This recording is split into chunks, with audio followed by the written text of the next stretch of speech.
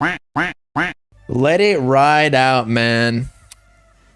I'm not gonna lie, this album really surprised me. Like, as much as there was a lot more hype for this Trippie Redd album, the Mansion Music, than I was expecting. Like, all of a sudden, like the last week it dropped. I mean, like the music started leaking, and like, I don't know, we started hearing potential Cardi feature, Travis feature, Future feature, all that. Like, it just started bubbling up like really, really fast, you know. And a lot of people were hating because there was like too many features. But honestly, I feel like Trippie Redd bodied a lot of the features. Like, they were almost there to increase the streams, like a business wise. Like say some of the biggest features on here, like Travis Scott, I mean, like Lil Baby, not Future always did his thing. Like, he's one of the most consistent rappers.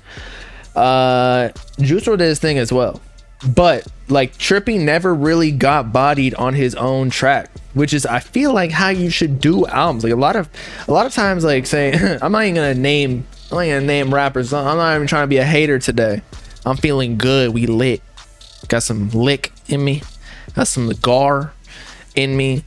But even again on the tracks, like the Lil Durk and everything, like he really did his thing. Now, I really like the album. Again, surprising because there was not a lot of hype for A Love Letter to You 5, but then Mansion Music, he came in. I think he tried to give an album before he started making more pop music or like love songs, singing on the track, which is more so what he's known for nowadays, at least in the mainstream.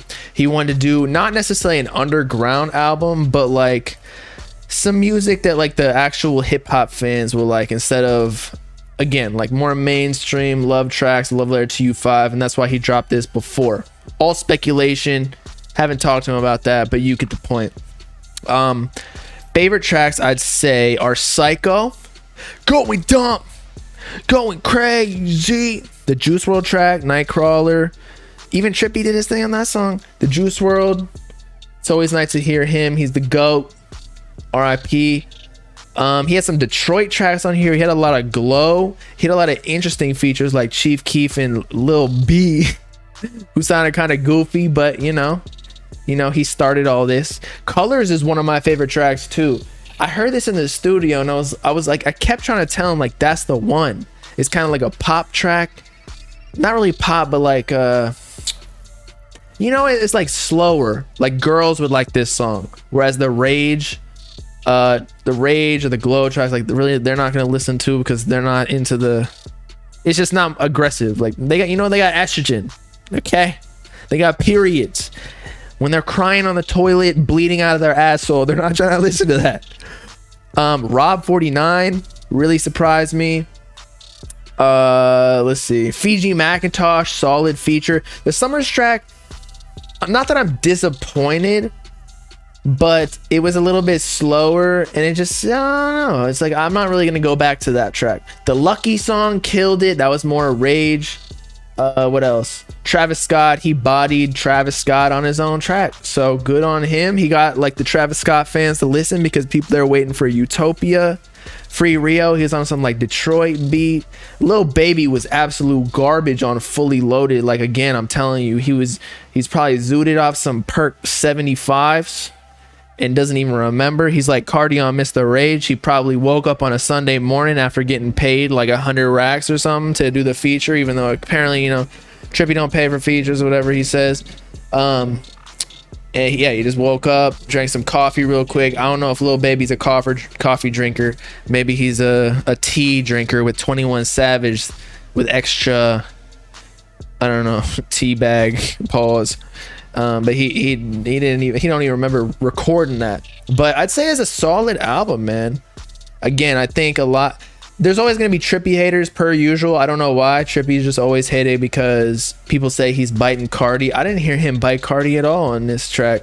The only one that had kind of like a Cardi beat was Crazy Train with like the guitars, but like Cardi didn't invent like rock rap. In fact, like kind of Lil Wayne kind of started a little bit, but definitely Cardi popularized it. But overall, I'd give it like an 8. It had really high peaks. Some tracks that were like more deeper cuts, but no actual like bad songs overall, you know? Like maybe some songs that I'm not gonna go back to, but really, really good songs that could be It's a singles. solid 6/10 because he copied a whole bunch of artists that are trying to blow up. Man shrugging, I'm not trying to hate, just wish he made something different. It's a fire album, but he wasn't originally. Okay, Dave, you keep saying he's trying to copy people because of the glow. Glow, yeah, sure, Can Summers, they be rapping on glow beats now, but yo, that's Chief Keef. And like in Chicago in like early 2010s. That's no underground music, man. It doesn't even make sense. This was like a pure like trippy album. It had like I think what was it? There was one song that kind of sounded like a Trip at Night, like extended. I think that was the Lucky track. Lucky killed it, by the way. Good on him for getting a big look with Trippie Redd. Lil Durk, that was one of my favorite songs too. Muscles, both of them absolutely demolished it. I'm not even a Lil Durk fan, but yo, Trippie was trying to bring a little bit of variety. He had some Detroit rap, he has some rage, he has some glow, he has some slow songs, he had some hype tracks that weren't necessarily rage, like Benny X style type. You know, I'd give it an 8, man. Now I wouldn't say like, usually I go by like how many likes I have, but again, I don't think it really, I was a little bit more strict on this. With mainstream rappers, I'm not like always trying to listen to them because I like underground music more. Like right now I'm on like the Rollin' Thrax type agenda, but it was a really good album. High peaks. Yeah, people are always gonna hate. It's okay. He replied to an IG comment, Cardi feature in 2 days. Yeah, I'll believe it when I see it, man. That track, literally, I gotta be listening to it before it drops. Okay, I heard it was gonna drop on a Love Letter to You 5.